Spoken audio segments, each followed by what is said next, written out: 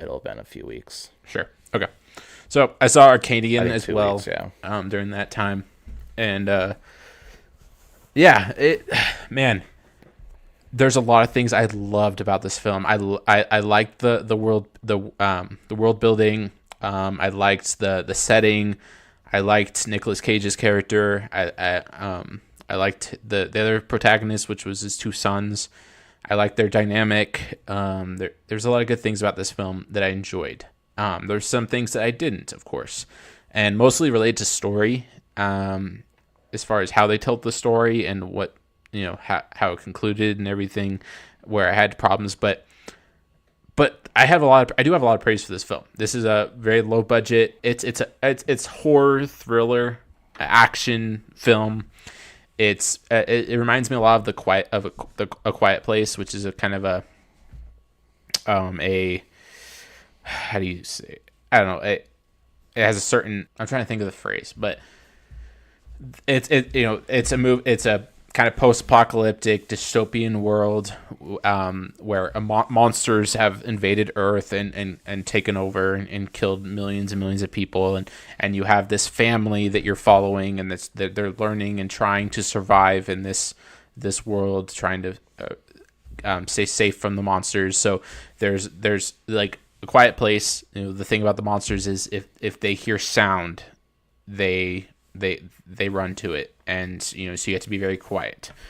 And the reason why that movie is so horrifying is because they do a good job at building tension, where you're in the theater and it's dead silent, and even if the person next to you makes a noise, you jump and you get scared because you're drawn into the film, because the characters you're watching, they're in danger if they make noise, and they step on a twig or something, and oh no, are the monsters going to get them? So they do a good job at creating that horror in that way. This movie also did a good job, where the thing about the monsters was they come out at night. That was the biggest thing. But throughout the film, they kind of evolve and learn a lot. They kind of grow, and they learn how to be more strategic at getting to this family.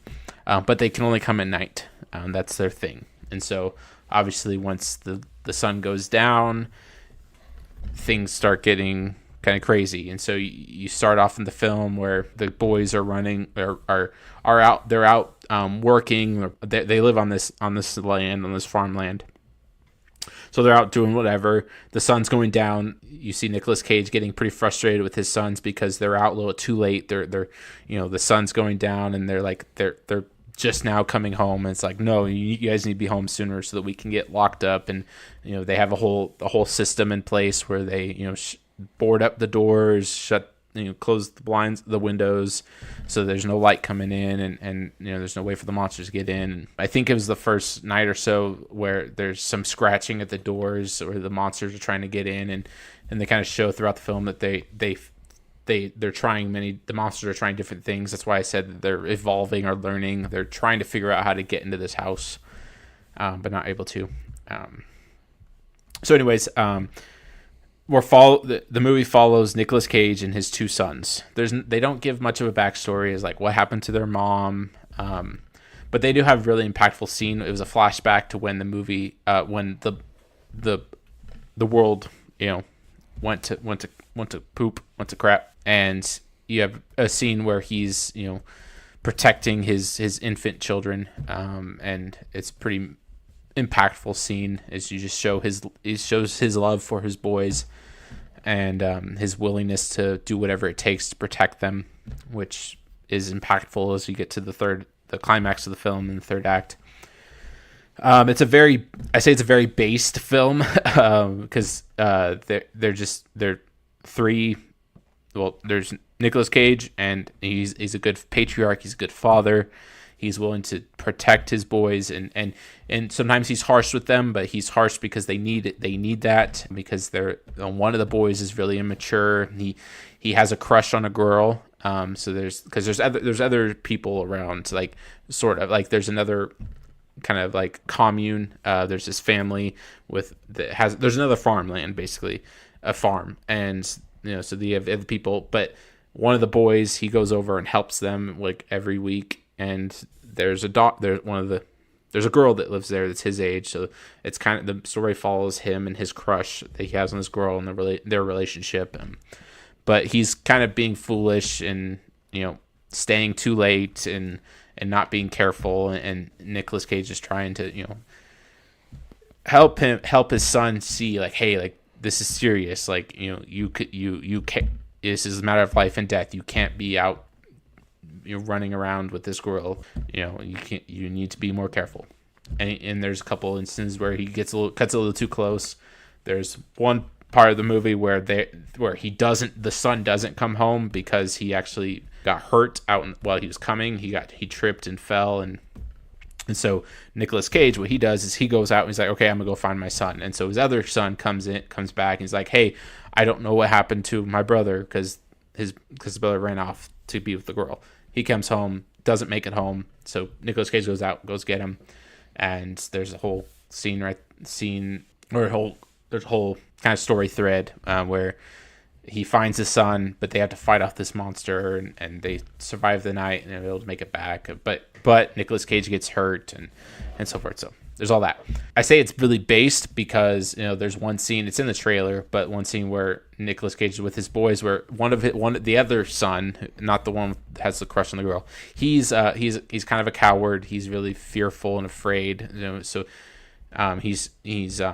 they give him a really good arc as well. Of course, like he learns to overcome that fear and be resilient, and he actually is the one that ends up saving his dad, because after Nicolas Cage got hurt, and there's a lot there, but there's a scene where they're at the dinner table where the boy's kind of acting, he's skittish and afraid, and Nicolas Cage is trying to encourage his son and motivate him to be brave. And there's a line where he says, "Are we not men?" He says, "Are we not men?" And he stabs a fork into the table, and then it makes it clear that this is something they do on a regular basis. And so the other son, he says the same thing. "Are we not men?" And he stabs a fork in the table. And the other one, he says, "Are we not men?" And he tries to stab it, but he doesn't get the fork all the way in the table. It's just symbolic and showing that he's not being brave enough. He's not being a man. And then he overcomes that and becomes a man, and he learns to be brave later on in the film. But even that line, like, "Are we not men?" Like, you don't see that in films. You don't see stuff like that. This is a very masculine, manly film, and that's one thing I do love about it. They give the son, who, like I say, he's fearful, they give him a good arc. The other son, not so much. His only story is he loves this girl. Well, no, I take that back. He does repent of his foolishness. So his foolishness actually is, like I said, because he didn't come home, Nicolas Cage got hurt, and to the point where he almost died. And so he takes that, he carries that guilt, and he feels that guilt and responsibility, like, oh, my foolishness, my immaturity led to this, and so he repents of that. So there's an arc there. I'd say the biggest issue I have is just the pacing of the film is a little rough, where there's a lot of things happening, and it doesn't tell a very straightforward, coherent story. At the end of the film, the there's a lot more. Man, there's so much I could say about this, but the creatures are really interesting. I like what they did. It's a low budget film, but they do a good job. There's a unique twist to the creatures that's really interesting, that people just have to see to enjoy it. But I liked it for the most part. There's some character decisions. There's some antagonists in the film that live on the farm that the boy has a crush on the girl. Is her like uncles or something. There's some character decisions that are made from that standpoint that I didn't like, and then at the end there's a line with the girl. The girl kind of takes credit for a lot of things that happened where she shouldn't have taken credit. It was really the boys that did all the work, and she's like, "Oh, you guys couldn't have done it without me," when they could have done it without her. It was just kind of a girl boss moment that I didn't like. Nicolas Cage, this is kind of a spoiler alert. He dies in the end. So what happens is he gets hurt and he pretty much is in a coma. Like he's well, not a coma. He's knocked out. He's pretty severely hurt by the monsters. One of his, so the son that he was with, the one that was being an idiot, he takes him home. They and then they find out, oh, there's a generic medicine that he needs, and the only place that has it is this farm. So with the girl, so he has to go back and get the medicine. They get the medicine. He actually steals it, and then he gets in trouble. And that whole plot thread was really annoying and didn't really work for me. But anyways, he gets the medicine, comes back, he's able to nurse or save his father. His father takes medicine. Nicolas Cage eventually gets better, but as he's not well, as he's still sick, what's happening is the monsters are learning, and they're eventually about to get into the house. So the final night comes, third act begins, and the monsters are able to get into the house. But they set up traps for them. So the boy, the one that was fearful, like I said, he's really brilliant. So he's learning about the monsters throughout the film. He figures out a way to trap them. He traps one of them. He actually captures one of them early on in the film, to learn about it. And then when the final night comes, he's able to, they're able to set up some traps and stand their ground against them. And Nicolas Cage is like he's out of the film, like at this point, like he's bedridden. He actually isn't in this movie a whole lot, which I was a little also disappointed by. But I get what they were doing, because the movie's more about the boys. So the boys, they are able to, by themselves without their father, they're able to stand their ground and protect the house and fight off these monsters. And then when Nicolas Cage wakes up, he wakes up and sees that and throughout the film, he's pretty frustrated with his boys a lot of the time before he got hurt, because, they're still not learning, they're still being immature. But when he wakes up, he realizes, oh, they've been able to fend for themselves. That they've learned the lessons they need to learn, and he sees that, and he's like, I don't want, because he's pretty overprotective of his boys, reasonably so. But he realizes, oh, they've matured, they've grown to be men, they've been able to fend for themselves while these monsters are taking over our house. They're learning to be good patriarchs and good leaders and good lords of their home.